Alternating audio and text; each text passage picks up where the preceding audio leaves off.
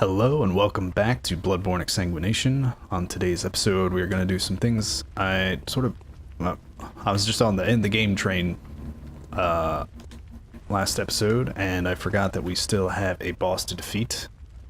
And I think it's just, well, one or two things left to do with the NPCs. So, without further ado, let's go back to the Cathedral Ward.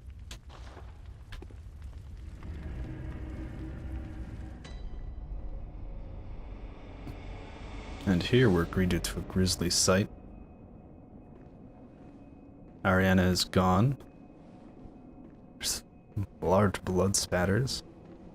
Granny is, of course, still lying dead in a ditch out there. Crazy Bro and Elaine? No. Oh, I'm terrible with names. Are still crazy. Ah, your lies spin a web, but I see through your deceit. I did not learn from books. I learned it all with my own mind. All right. What about you, Good Samaritan? You got any? Where's the hooker at? Oh, kind hunter. The old girl you sent over. She's dead. Killed, stone dead. Why? Must have been a beast, right? Or do you think someone out there could have... I just don't... Oh... Well... I do know. It's my fault. Oh my...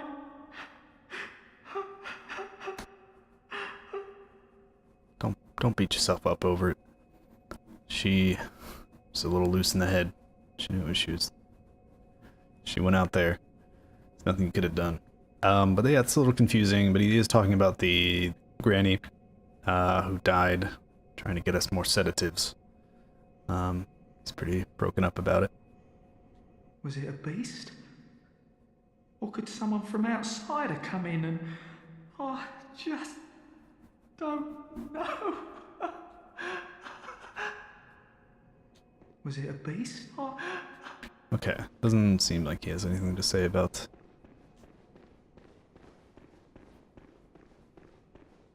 Ariane's disappearance. Ariana.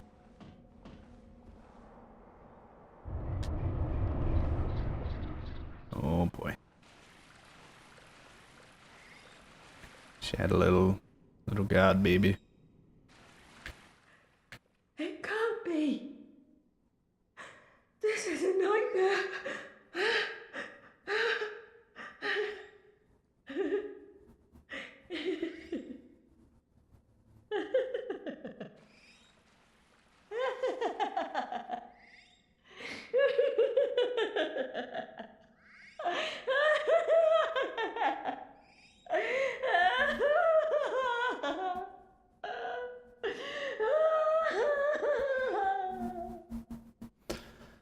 Right. So she has given birth to this creature. I can't really get a good look at it, but you know, looks exactly like those things we saw in the Upper Cathedral Ward, in the choir's base, in the what's it called? The thing, the orphanage. Yes. And she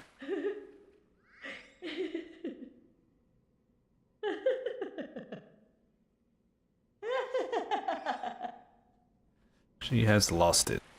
So we kind of get some hints, or and at least some idea, or an idea about where these things came from. They're basically, you know, women gave birth to them during extreme circumstances. And also it might be a hint as to why Ariana was allowed to live in the Cathedral Ward. You know, she being a lady of the night, as it were. You know, I don't know, seems a little weird that such a high and upstanding place like the church would let people like that live here. I mean, her neighbor, that jackass up there, seems pretty hidey-tighty about where he is, about who he is, and his role and everything. So maybe they were using women like this to give birth to these god baby fetuses. But if we kill it,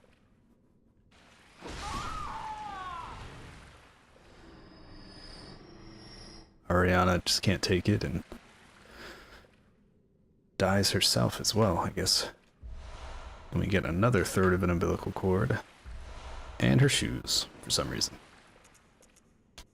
So let's take a look at those. Shoes worn by Ariana, woman of the night in the cathedral ward. Innocent and cute, in contrast with its owner. Interesting. So I don't know, maybe she's kind of cute, but yeah, I mean, innocent doesn't really use to describe women of the night usually. So it kind of implies that she wasn't always this way. And then this third of the umbilical cord. So now we have 4. It's the Mergo. This is no.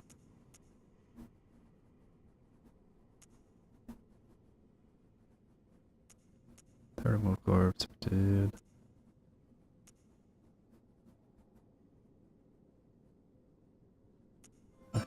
Oops. Sorry about that. I think it was this one. Every great one loses its child, then yearns for a surrogate. And Erden, the formless great one, is no different. To think it was corrupted blood that began this eldritch liaison. Interesting stuff. Every great one loses a child, and Erden, the formless great one, is no different.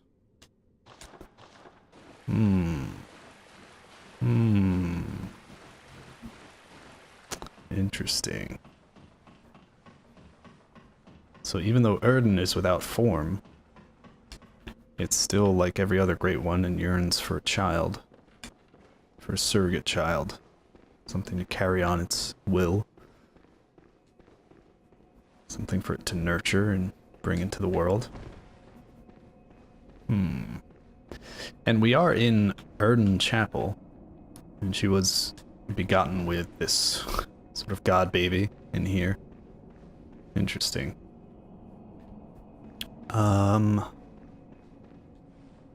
Was it a beast? Oh. I'm just gonna rezone really quick, see if he says anything new.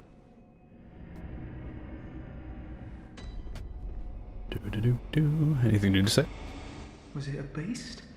Oh. Nope. Alright, so... pains me to do this, but... in regards to... I mean, we need the lore. We need the lore, right? And I guess I'll start with someone none of us are gonna miss.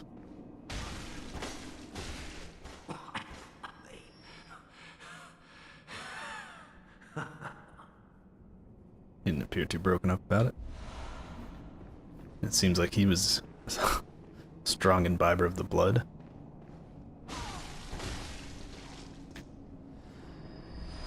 Erden Writhe. And now this guy is terrified of us. He won't even speak to us. Oh, it pains me to do this, friend. I only wanted to be your friend. I know. I know. Just, it's all over now. Just be free. And another formless Erden rune. I think this one is actually higher level? Lower level? Higher level. Oh wait, no. Lower. +3. No new information, it's exactly like this. But they both had sort of... I mean, we know that runes are the voice or the words of the Great Ones. So all these people had the words of the Great Ones inside them. Erden Writhe.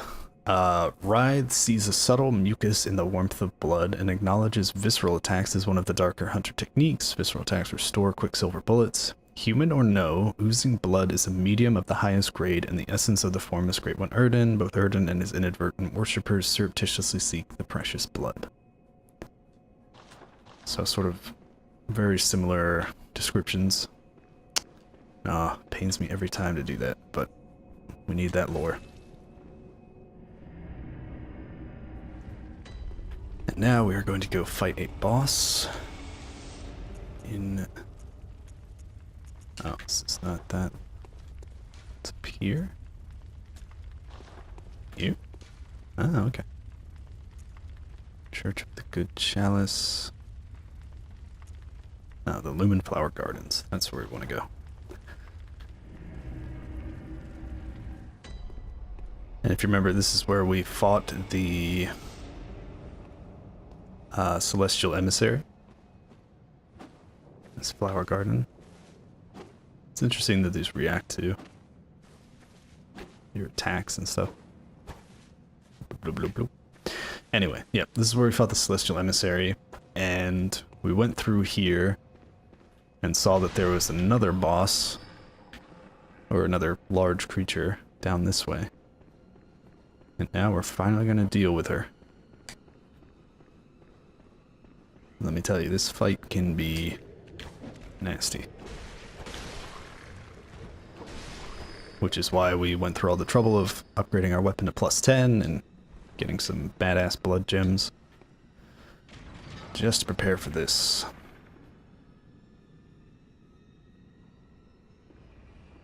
And you notice I've sort of changed our outfit a bit. We are wearing the Executioner's pants, because I believe it gives us a little bit more well-rounded defense in regards to Arcane, which will become apparent why in just a moment. We're just going to deal with these guys so they don't come up behind us or do anything funny. Not that they could have really posed much of a threat. Alright, to prepare for this, we'll use the Hunter's Bone and Bolt Paper. Because as you might suspect, this thing is not of this world, and Bolt is strong versus the Great Ones and their kin. I think that will about do it. Some sort of ranged weapon would be nice, but I don't think we need it. Oh, we might need...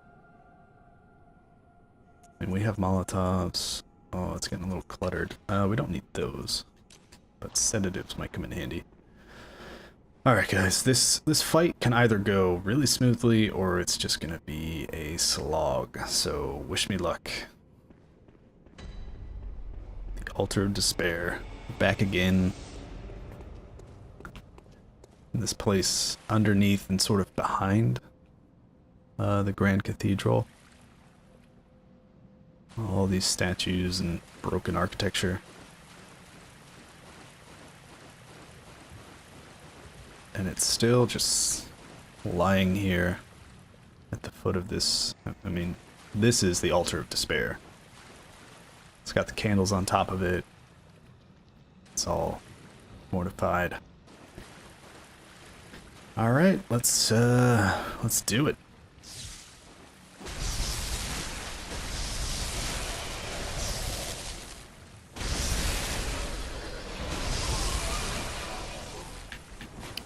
You can see the pale blood as we discover... Wow, I'm surprised I dodged that. They might have adjusted that. But that's the move you want to bait. Is its head slam.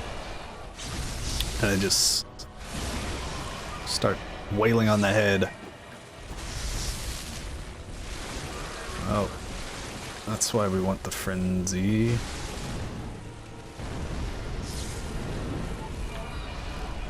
Come on, do your head slam. Once it gets a bit injured, it will start spitting blood at you, which causes frenzy.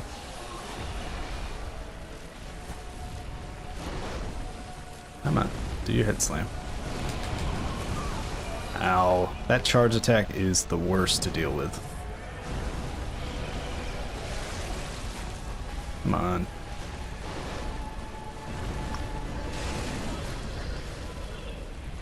Let's refresh our bolt paper. There we go. And you realize, you see the bolt just absolutely wrecks her. When she does this, don't even back off and just keep wailing on her head, and she should go down without too much trouble. So the trick's there, as long as you have enough HP to survive her charge attack, because her charge is very hard to dodge. I managed to dodge the first one, and they may have nerfed it in the recent patch, but it used to be very hard to dodge. But basically, do your best to try to dodge the charge. I'm sorry I didn't get a chance to show off much of her moveset, but trust me, like, you don't want to mess around with this boss, because it can wreck you if you're not careful. But basically, use Bolt. Bolt is terrific against her. The Tonitrus wrecks her. Keep some sedatives and a ranged weapon. We don't even really need a ranged weapon, but yeah, just Bolt and sedatives in case you get caught by her frenzy attack. She also has a grab that induces frenzy, but usually that's just gonna one-shot you if you get hit by it. So basically, just stay close to her. Like, let's say that she's this pillar. You want to stay about here to bait the head slam, and just sort of, if she tries to flail her tentacles, just dodge backwards or through them to the side, and wait for her to head slam, then just boop, boop, boop, just get it done. And hopefully you'll stagger her, you know, get a free visceral. And that's really how you have to do it. And if you get hit by her charge, just play it cool, get to a safe distance, and just heal back up. Yeah, and that's Ebrietas. Definitely much easier if you fight her at this point in the game. If you fight her as soon as you are able to, when you get the key in, where is it, Yarhagul? The key to the Upper Cathedral Ward, she can be much, much more difficult. But yeah, it's not too bad. And here, we can now inspect this altar. And we can offer the flesh. And you'll remember the flesh we have belongs to Queen Annalise, the Blood Queen of Canehurst. And it remains warm as if cursed. All hail the undying Queen of Blood. And we can offer this flesh to the altar. And fade to black. Time flows in reverse for this scrap of flesh. And that's all we can do here.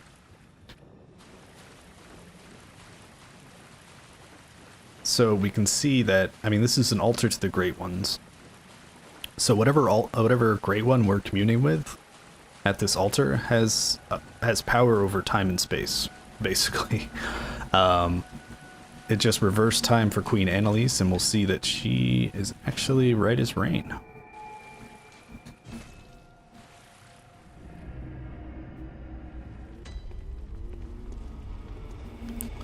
Alright, let's go see what Queenie has to say.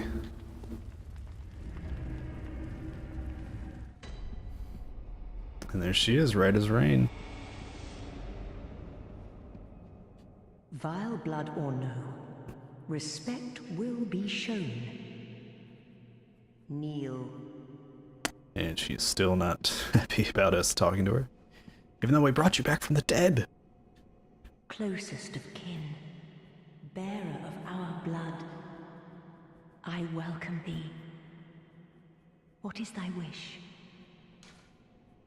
And we do have one blood dreg from killing the Bloody Crow of Canehurst, which we can give to her. Thy gift pleases us. Let this reward be thine. Indulge thyself in our tainted blood. Tastes like Kool-Aid. Deep respect. And that's all we can do. We await thy for the honor. Sadly, kind of underwhelming for, you know, this quest line. Bringing Annalise back from the dead. Through the power of the Great Ones. And she's just still, well, whatever, you know, bring me blood dregs. I need blood dregs. But she did give us a... I think we have all of the...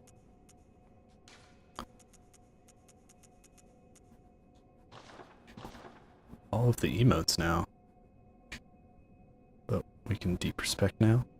We can basically do the kneeling animation that we used to commune with her. Alright, back to the Hunter stream.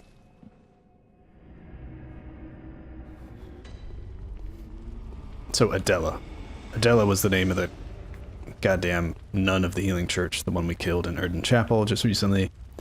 All these A names, I just get so confused. Adela, Ariana, Annalise, Albert. Like, come on. Come on, FromSoft.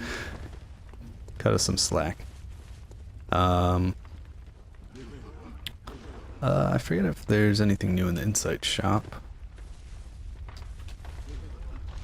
I don't believe so. Go to Blood Chunks at 30 Insight. Kinda crazy. We can buy a living string though. So once you get one, you can have an infinite supply if you have enough Insight. Let's just re-up on our fire and bolt paper. And blue elixirs are always nice. Alright. Thanks, guys. Alright, so... I think that's it, guys. Shorter episode, but, you know, not only really one more until the main storyline is done. I think what I have decided is that I will go talk to Gehrman in the next episode, finish up the game, or at least the main storyline, then proceed to New Game Plus, and then finish up the Chalice Dungeons, because, I mean, it's a pain in the ass to get, but there is a weapon you get at the end of the game, or there's one last badge to collect, which grants us access to a weapon, and it's kind of the secondary weapon I've always wanted and planned to use with this build.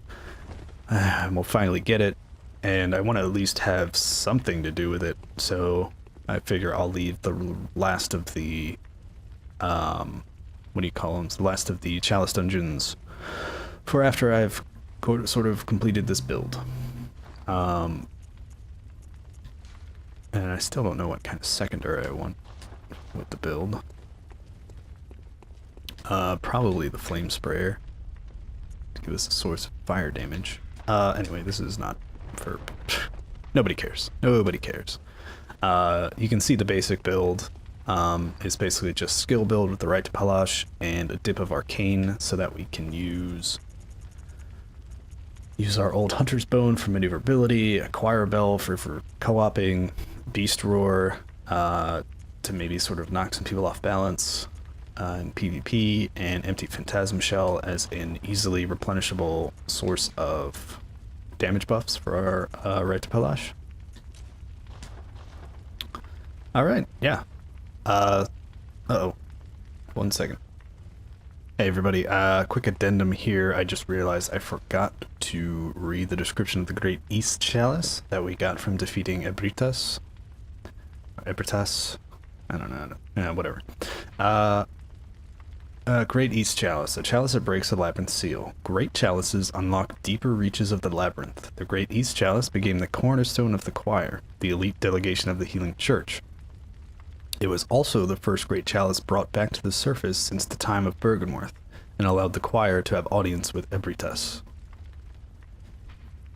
Interesting stuff. So Ebrietas, I mean, obviously we find Ebrietas by following the, you know, the Upper Cathedral Ward key and following the clues left by the choir, all of their stuff through the orphanage, past the Celestial Emissary, and yeah, we find Ebrietas.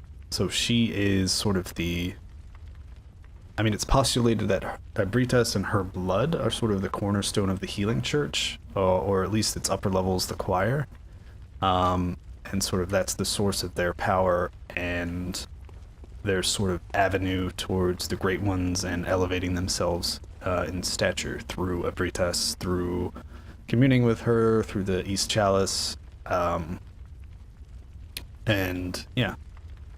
Whether or not she is actually imprisoned by the choir, I mean, she's locked up down that elevator in that broken up room. But yeah, we don't know exactly. So some interesting things there. I could also go into some of the differences. Yeah, whatever. I'll go into some of the differences between, or what I perceive the differences to be between the School of Mensis and the choir. And it sort of comes down like to two polar opposites, whereas the choir sort of looks upwards, like towards the cosmos and the stars and everything. Mensis kind of looks downward, it seems. Although, now that I'm reading sort of the East Chalice, I mean, this chalice became the cornerstone of the healing church of the choir, and it unlocks the deeper reaches of the labyrinth. Maybe I'm not completely 100% accurate on this, but I mean, this is just my ideas, my theories. I think that Mensis went deeper. Like, they have the Thumeran queen somehow enslaved in this nightmare, and they're using her and her child to try to have an audience with the Great Ones. And we see the shadows of Yharnam, the sort of the old, sort of have the old will of Yharnam with them in the nightmare. So it seems like they're sort of digging downward and trying to replicate what perhaps the ancient Thumerians did. They're really taking their guidance from that, from history, from the past, from what's buried deep down, whereas the choir is more of like, they created the celestial emissary to try to reach up to the heavens to talk with the Great Ones there. They're talking to Ebrietas, which is the daughter of the cosmos. You know, the cosmos overhead are up above our heads. The heavens and the cosmos are one, says a note near the entrance to the Upper Cathedral Ward. Sort of seems like the adages of the choir. So yeah, it's just sort of in broad strokes what I think some of the differences and what might have caused the schism between the choir and Mensis. Also, it seems the choir were perhaps more interested in blood, whereas Mensis was more interested in eyes and insight, in putting eyes inside your head, as Willem had done.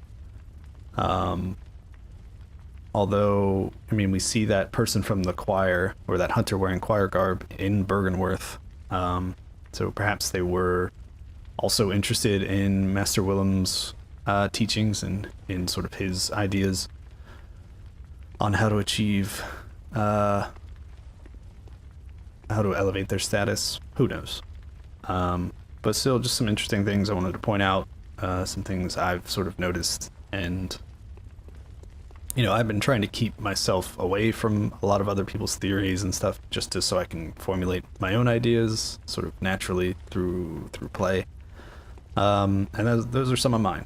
I'll have more on that at the end of next episode. I might talk through some of the credits after the game, just for a moment, to sort of maybe put down my overall summary of what I think happens, what happens during the game, and like what our role was, you know, who exactly was manipulating us, and all that quagmire.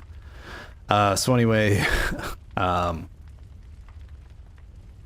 this is Future Alzor signing off. Take it away, past me. Sorry, I had to wait for the siren to drive by.